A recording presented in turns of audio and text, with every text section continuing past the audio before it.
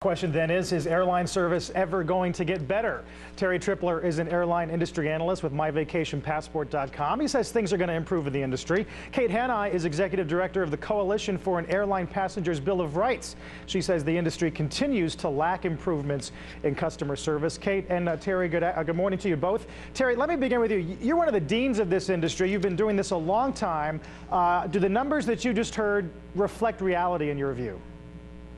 Yes, I do think they reflect reality, but when you really look at the numbers and you compare them to last year, we're talking every 2,000 passengers, one additional bag is mishandled. Every 90,000 passengers, we had one more bumped passenger. I think the important point here is the trend is not good. The trend is downward, but it is not exactly a tsunami right now as far as comparing last year to this year. Kate, you were on a flight, an American flight, which ran into a lot of trouble. You were on the ground for, I forget how many hours it was. And that's 9.5. Yeah. You remember, that's for sure. That sort of sparked your interest in this field. It seems to me all of this is because they've obviously cut the number of employees who work for the carriers, but they've also cut capacity, so there aren't as many flights for you to get onto if you get bumped. Do you think the airlines have dug their own hole? They've dug their own hole, and they're not doing anything to improve it.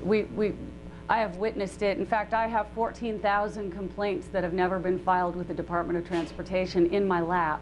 Right here, I brought with me today. They never did get filed with DOT? They never did. People didn't know. The people I represent in the coalition, only a fraction of the people that are part of our coalition knew that they should file a complaint with the Department of Transportation. Terry, we'll talk about regulation more in a second, but do you think someone needs to step in here and at least prod these guys to start doing something about the problem?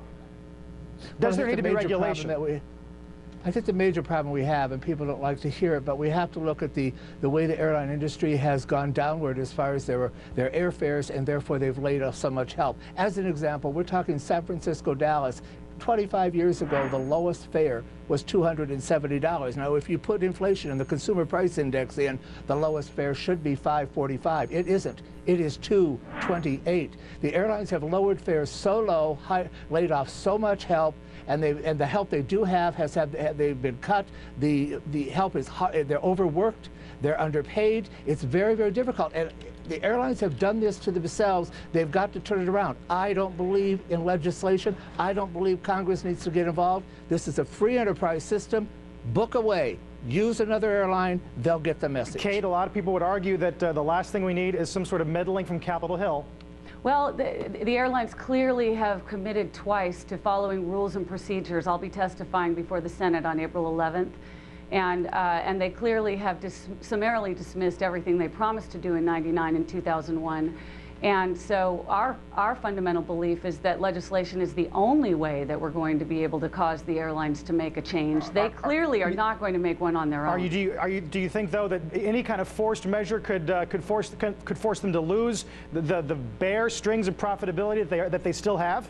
I don't think so. What we're proposing are specific measures also for them being able to return into the flow of traffic. We've got safety measures, we've got procedures and protocols that we've introduced to try to address all of the issues that the airlines brought up when we initially introduced our proposal. So I don't think that this is going to have a major impact on them financially, and if so, I don't think people are going to mind paying another $10 or $20 for a ticket to ensure that they are safe and able to deplane if they should need to for health reasons. You may have a point there. You're testifying on the Hill on April 11th, and we'll have a close eye on that. Terry, Kate, thanks for your time. Yes, to both of you. Brings us to our question of the day today. How do you rate your last airline experience? Donna C. of Florida says, quote, horrible. I travel quite a bit on business, and I believe that the airline industry has forgotten the term customer service.